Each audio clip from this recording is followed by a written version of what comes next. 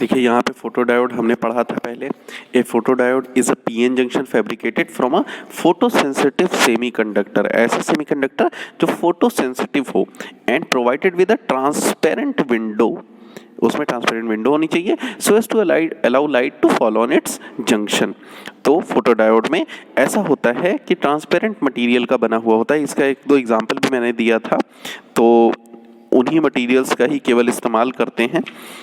तो देखिए यहाँ पे ये किस तरह में जुड़ना चाहिए, कंसिडरेशन क्या ध्यान में रखना है कि हमेशा रिवर्स बायस होना चाहिए, ठीक है। उसका जो जंक्शन होता है वो ट्रांसपेरेंट होना चाहिए, उसमें ट्रांसपेरेंट विंडो होनी चाहिए और जंक्शन पे ही लाइट को फॉल कराना चाहिए। लाइट की एनर्जी इतनी रखनी चाहिए जो फोटॉन्स की एनर्जी है कि वो बैंड गैप से थोड़ी ज़्यादा हो। तो ये सब आप कंसिडरेशन में रखेंगे, ठीक है।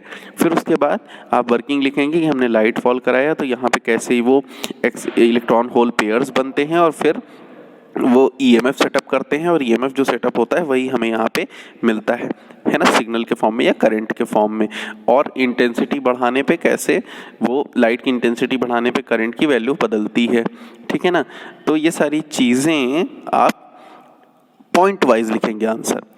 एन टाइप के लिए क्या होता है, माइनॉरिटी कैरियर्स, देखिए यही चीज़ है कि इसमें जो होता है एन टाइप में जो माइनॉरिटी कैरियर होंगे यानी डेल्टा पी चेंज इन यानी fractional change in delta P वो ज़्यादा होगा, और पी टाइप में fractional change in delta N ज़्यादा होगा, ठीक है ना। तो ये हो गया।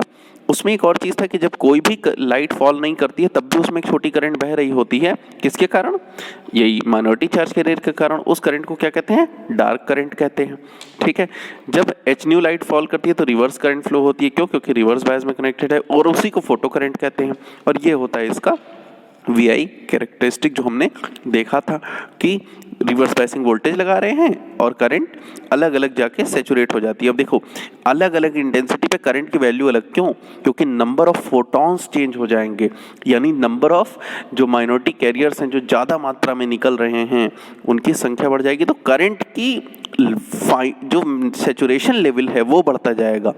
लेकिन उनकी क्वालिटी क्या है कि एक बार जब सारे फोटॉन्स गिर गए, सारे इलेक्ट्रॉन्स निकल गए, इलेक्ट्रॉन होल पेयर बन गए, तो वो नंबर कांस्टेंट हो गया, तो वही करंट अब कंडक्ट कराएगा। यानी जब चार्ज कैरियर्स की संख्या कांस्टेंट हो गई तो करंट भी कांस्टेंट हो जाएगी, लेकिन अलग अलग इंटेंसिटी पे इंटेंसिटी बढ़ाते जाओ तो करंट का लेवल बढ़ता जाएगा।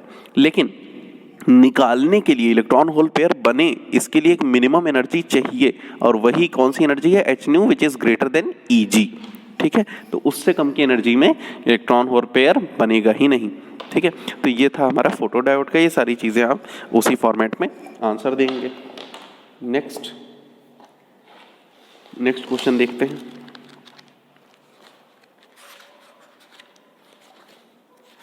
देखिए यहाँ एक क्वेश्चन है 2018 का, मैं 1 बाय 1 लेके चल रहा हूँ हर ईयर का। 2018 इतने ही क्वेश्चन इसी टाइप से क्वेश्चन पूछे गए हैं। A student wants to use 2 PN junctions, 2 PN junctions underline कर लेते हैं इंपॉर्टेंट चीज, 2 PN junction diodes convert AC alternating current into DC alternating current to direct current. कौन सा डिवाइस याद आ जा रहा है, तुरंत रेक्टिफायर याद आ रहा है।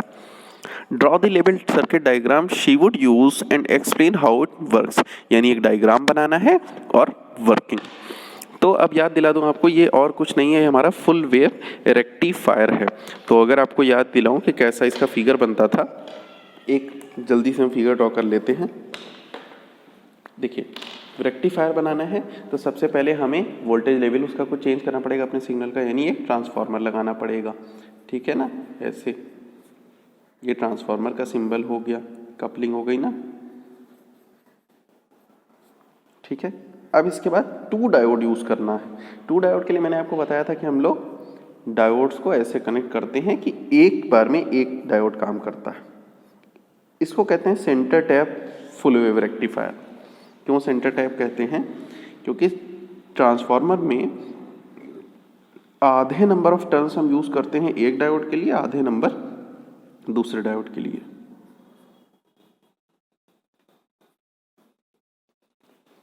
ठीक है। इसको ऐसे जोड़ा है, लेकिन ये शॉर्ट सर्किट नहीं, अभी आप देखेंगे क्या है ये। असल में ये यहाँ पे ट्रांसफार्मर में हमेशा आउटपुट में 3 वायर होते हैं, तो बीच वाला जो होता है वो सेंटर टैप होता है। और यही हमने यहाँ पे इसके अक्रॉस लोड लगा दिया, ठीक है ना, लोड यानी रेजिस्टेंस, और फिर उसको कनेक्ट कर दिया ऐसे, और यहाँ हमें आउटपुट मिल जाएगा। ये जो दो टर्मिनल मैंने ए और बी बनाए हैं, इसके अक्रॉस हमें आउटपुट वोल्टेज मिलेगा, जो कि यहाँ से हम आउटपुट वोल्टेज देखेंगे तो ये एक डीसी वोल्टेज देगा, ठीक है। यानी यहाँ से हमने जो सप्लाई दिया वो एसी है, यहाँ पे भी एसी ही है, लेकिन एक समय में अगर मैं आपको याद दिलाऊं, हम लोगों ने वर्किंग पढ़ी थी कि देखिए यहाँ क्या क्या है। RL एक पहले लेबलिंग कर दें क्योंकि लेबल डायग्राम बोला है। PN ये है, PN, ठीक है। S1 पोजीशन कह दो इसको, S2 पोजीशन कह दो। एक बार करंट जब मान लो ऊपर वाला पॉजिटिव हुआ, एक पॉजिटिव हाफ साइकिल के लिए, यानी हमने इनपुट में ये अल्टरनेटिंग करंट दी है, ये ऐसे, ठीक है। तो ऐसा कुछ है। अब देखिए आउटपुट कैसा आने वाला है। एक बार में एक रेक्टिफायर काम करेगा। मान लीजिए ये पॉजिटिव हुआ किसी एक साइकिल के लिए, एक साइकिल इसके लिए, ये पॉजिटिव तो ये निगेटिव है, यहाँ पे ये निगेटिव है तो ये वाला डायोड रिवर्स बायस है, ये फॉरवर्ड बायस है, ठीक है, क्योंकि पॉजिटिव कनेक्टेड है P से। तो फॉरवर्ड बायस है तो इधर से करंट फ्लो होगी, यानी एक साइकिल में, यानी पॉजिटिव हाफ साइकिल में इधर से करंट ऐसे फ्लो होगी, ठीक है। और लोड के क्रॉस हमें करंट ड्रॉप होगा और वोल्टेज मिल जाएगा, आउटपुट यहाँ पे। तो हमें अगर मैं इसको कंपेरेबल साइकिल बना लूँ, एक काम करते हैं, इसकी आउटपुट और इनपुट साइकिल ऊपर नीचे बना देते हैं। ये इनपुट साइकिल है, यही जो बाएं तरफ मैंने बनाया था अभी, इसी को मैं इधर बना रहा हूँ, थोड़ी बड़ी साइकिल, और ये हो गया हमारा आउटपुट साइकिल, ठीक है। अब आउटपुट साइकिल के लिए 1 बाय 1 हम देखते हैं। देखिए पहली फर्स्ट हाफ साइकिल के ऊपर वाला पॉजिटिव, नीचे वाला निगेटिव, ये रिवर्स बायस है, फॉरवर्ड बायस, यानी कंडक्शन केवल यहाँ से, ठीक है। तो आउटपुट वोल्टेज जो मिलेगा फर्स्ट हाफ साइकिल के लिए पॉजिटिव। दूसरी हाफ साइकिल के लिए जरा सोचिए कि सिग्नल इधर निगेटिव बना और इधर पॉजिटिव, यानी ये वाला कंडक्ट किया, यानी इधर से ये वाला कंडक्ट किया, और लेकिन आउटपुट RL को केवल इससे मतलब है कि उसमें वोल्टेज आ रहा है कि नहीं, इस वाले से आ रहा है, इससे उससे मतलब नहीं है। तो यानी दूसरी हाफ साइकिल के लिए भी एक पॉजिटिव वोल्टेज मिलेगा, ठीक है, RL के अक्रॉस।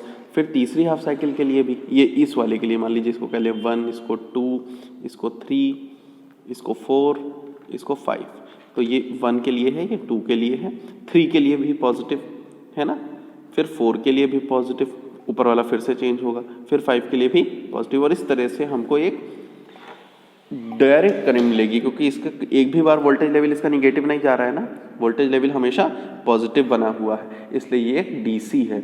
इसके अंदर फ्लक्चुएशन भी आप कहेंगे सर डीसी तो लाइन होती है, तो अल्टरनेटिंग कंपोनेंट इसमें होता है, फ्लक्चुएशन होता है, उसको रिड्यूस करने के लिए हम जो सर्किट यूज़ करते हैं उसको कहते हैं फिल्टर्स, वो आपके कोर्स का पार्ट नहीं है, ठीक है। तो ये एक डीसी वोल्टेज लेवल देता है। फिल्टर्स हम बाद में पढ़ेंगे कि उसमें फिल्टर के लिए एक कैपेसिटर यूज़ किया जाता था। कैसे करते थे, जैसे RL है, यहाँ RL आपका आउटपुट था ना, तो मान लीजिए अगर ये आपका RL है ऐसे, हम क्या करेंगे, यहाँ इतने में नहीं रुकेंगे, हम यहाँ पे जो भी वोल्टेज होगा उसमें एक C ऐसे जोड़ देंगे पैरेलल में, मतलब कैपेसिटर एक पैरेलल में जोड़ देंगे। तो एक पैरेलल कैपेसिटर अगर हम आउटपुट पे RL के पैरेलल लगा दे रहे हैं तो ये एक फिल्टर का काम करता है। ये यहाँ आउटपुट पे, यानी मान लीजिए हमने इस तरह से ऐसे कर दिया कि इसको ग्राउंड कर दिया और यहाँ पे आउटपुट ले लिया प्लस, तो हम पाते हैं कि यहाँ पे हमको एक प्योर डीसी मिलता है और ये एसी अपने में ब्लॉक कर लेता है। तो हमें ये जो वोल्टेज मिलेगा ये कैसा मिलेगा, एक प्योर डीसी मिलेगा। तो ये सब चीज़ें फिल्टर का पार्ट है जो आपके कोर्स का हिस्सा नहीं है। अब देखिए नेक्स्ट क्या है, ये आप इसकी वर्किंग समझ रहे हैं, जो इसको वर्किंग में लिख देंगे और कैसे लिखना है, डायग्राम बनाना है, वर्किंग लिखना है, तो उसी फॉर्मेट में हमें आंसर लिखना रहेगा। नाउ नेक्स्ट 2017 का देख लीजिए, 2017 में आया हुआ क्वेश्चन है, indicate which of the PN diode are forward bias and which are reverse bias. बहुत अच्छा क्वेश्चन है, ये 2017 में भी आया है, 1-2 बार पहले भी आया है। इसमें हमें केवल अरेंजमेंट को देखते हुए और वोल्टेज लेवल को देखते हुए इन 4 फिगर में, अलग अलग 4 फिगर बने हैं, उनमें बताना है कि कौन सा डायोड फॉरवर्ड बायस में काम कर रहा है और कौन सा डायोड रिवर्स बायस में काम कर रहा है। ठीक है, देखो हमेशा याद रखो फॉरवर्ड बायस तब होगा जब P हमारा पॉजिटिव में हो, या P को हम कह सकते हैं पॉजिटिव में, या P कह सकते हैं हायर पोटेंशियल पे हो, हायर पोटेंशियल पे, तो वो N के कंपैरिजन में हायर में है कि नहीं ये देखा जाता है। ठीक है, तो अब 1 बाई 1 देखते हैं। A में P ये है, N ये है, P N, P एरो वाला, N ये प्लेट वाला, तो P पॉजिटिव 7 से जुड़ा हुआ, N पॉजिटिव 5 से जुड़ा है, तो P हायर पे है ना, तो क्या हो गया, ये एक फॉरवर्ड बायस अरेंजमेंट है। सिमिलरली यहां मैच करो, P 0 से जुड़ा हुआ है और N 2 से जुड़ा हुआ है, यानी बड़ा कौन है, N से जुड़ा है, यानी ये कैसा एक रिवर्स बायस अरेंजमेंट है। ठीक है, इसके बारे में देखो, P -10 से जुड़ा है और N 0 से जुड़ा है, इसका मतलब माइनस छोटा होता है ना 0 से, तो ये एक रिवर्स बायस है। P बड़ा है कि नहीं, P बड़े मतलब हायर पोटेंशियल पे है कि नहीं, बस यही चेक करना है। इसमें देख लो, ये तो खुद ही बता सकते हैं, N जुड़ा है -10 से और P ये ग्राउंड बना है ना, तो P जुड़ा है 0 से, तो कौन बड़ा हुआ, 0 या -10, 0 बड़ा हुआ, तो ये कैसा हो गया, एक फॉरवर्ड बायस अरेंजमेंट हो गया। ठीक है, तो ये हमारा एक और क्वेश्चन हो गया। ठीक है, तो इस तरह के क्वेश्चन ही अच्छे क्वेश्चन होते हैं जो कभी कभी 2-2 नंबर में पूछ लिए जाते हैं, कंसेप्चुअल टाइप के जो आ सकते हैं, बहुत सीधा सा सवाल है। ठीक है, चलिए अब हम देखते हैं next question which is asked in 2016.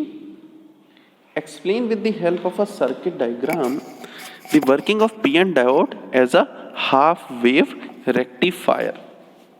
ठीक है, तो हाफ वेव रेक्टिफायर क्या था उसको देख लेते हैं। सीधे सीधे हाफ वेव रेक्टिफायर क्या क्या बनाना है, डायग्राम बनाना है, वर्किंग बनाना है। ठीक है, बस सीधे आप ये देखिए कि होता क्या है, डेफिनेशन लिखिए, फिर डायग्राम बनाइए, फिर वर्किंग लिखिए। तो डायग्राम हम आपको याद दिला दें, जो हमने पहले पढ़ा था उसको देख लेते हैं कैसा था।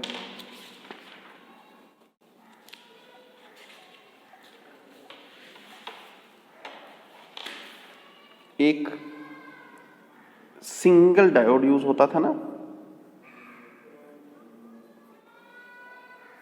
ठीक है, लेकिन कैसे, ट्रांसफार्मर के थ्रू सप्लाई भी तो देनी है,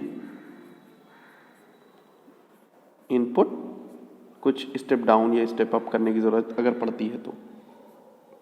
ठीक है, एक अल्टरनेटिंग करंट लगाया, ठीक है ना, एसी इनपुट, ये मान लीजिए S1 सेकेंडरी का फर्स्ट पॉइंट है, सेकेंडरी का सेकंड पॉइंट है, ये प्राइमरी का 1 पॉइंट है, प्राइमरी का सेकंड पॉइंट है, जैसे ट्रांसफार्मर में हम लोग पढ़ते हैं।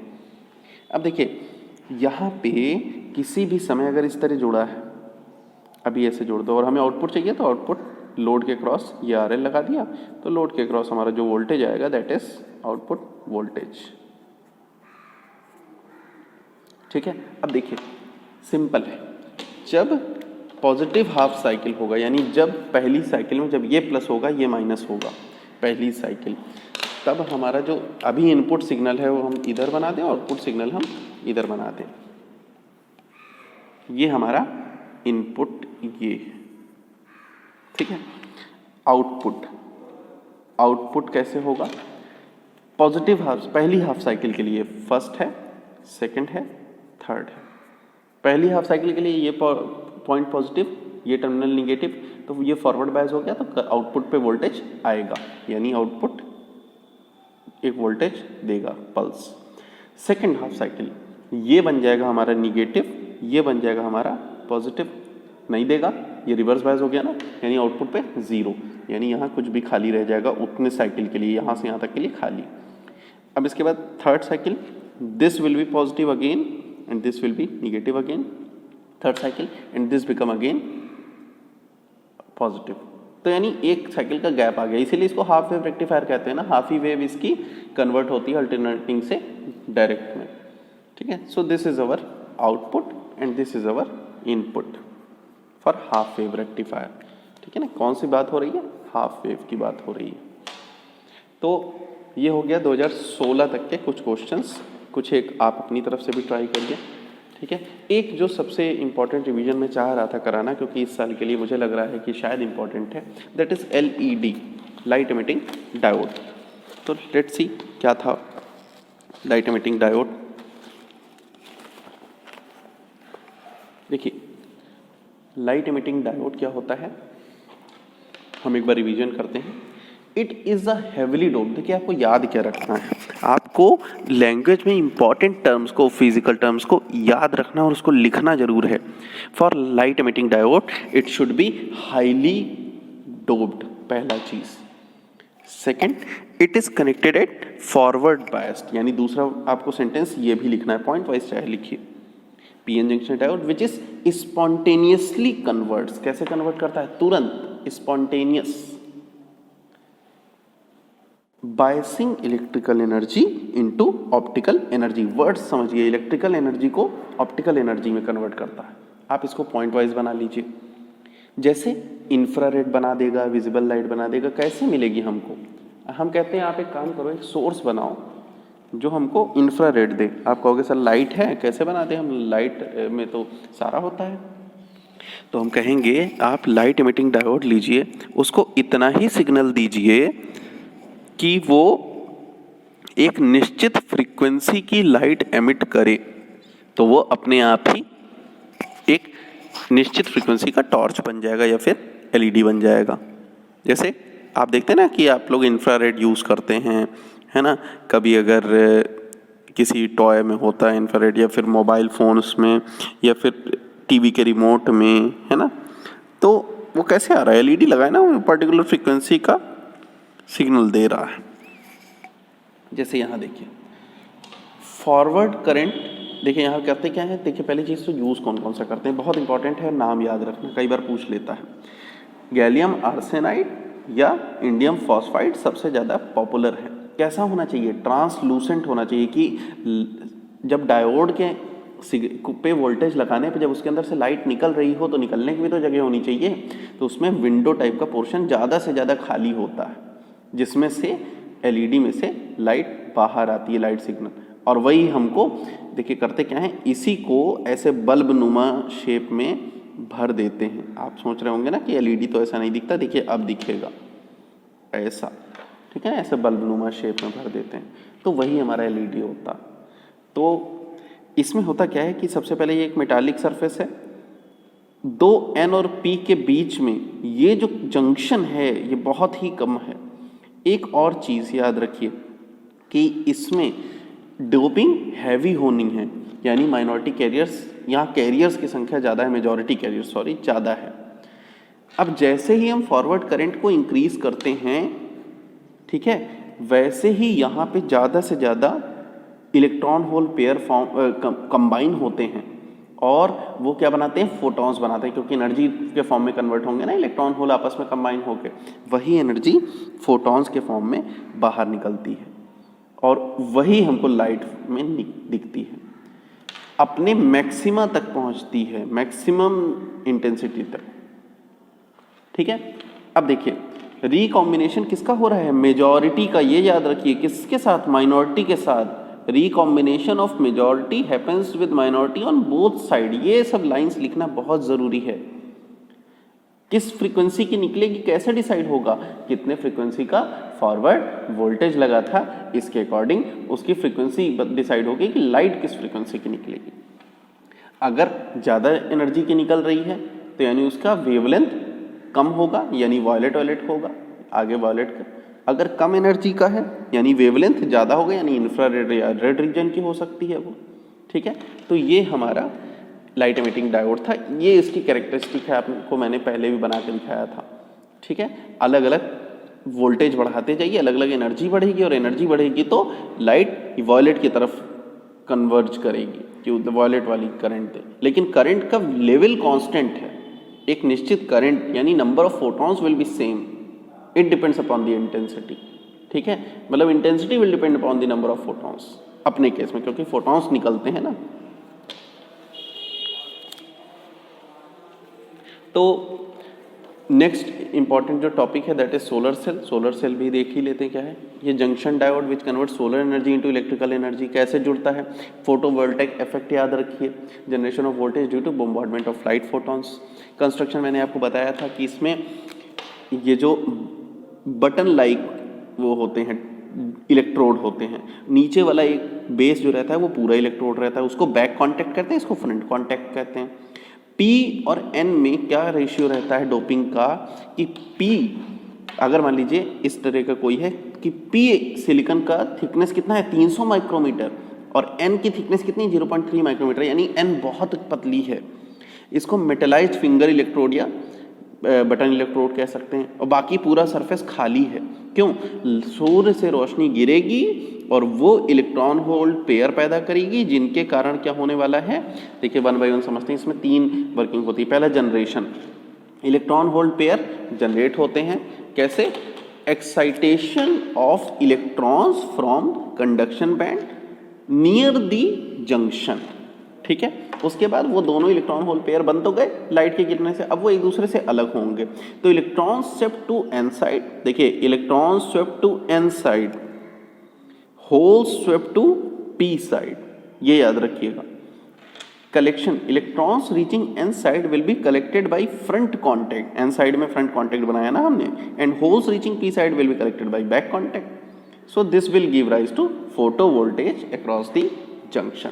तो इस तरह सोलर सेल काम करता है। इसके लिए हम अपना फिगर देख लेंगे और सोलर सेल के लिए कुछ पर्टिकुलर ये दिया हुआ है कि बैंड गैप एनर्जी पे डिपेंड करता है कलर, फॉरवर्ड करंट पे डिपेंड करता है इंटेंसिटी, ठीक है ना।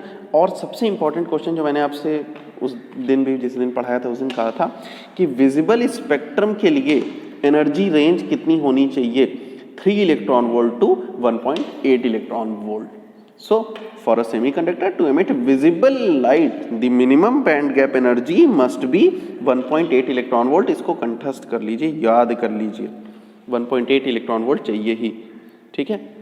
ऑलराइट, तो ये था सेमीकंडक्टर का revision. In next class we will revise nuclei and atoms. Thank you.